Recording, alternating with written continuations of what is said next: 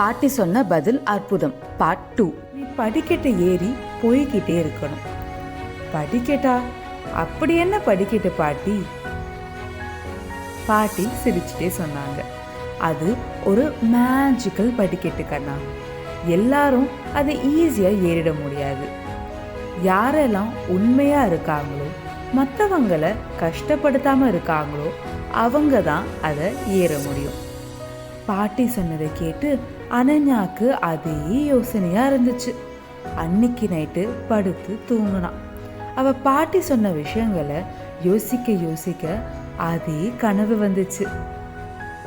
ஆகாயத்துல மிதக்கிற மாதிரி ஒரு தங்க படிக்கிட்டு இருந்துச்சு. ஒரு ஸ்டெப்லையும் ஒரு வார்த்தை எழுதி இருந்துச்சு.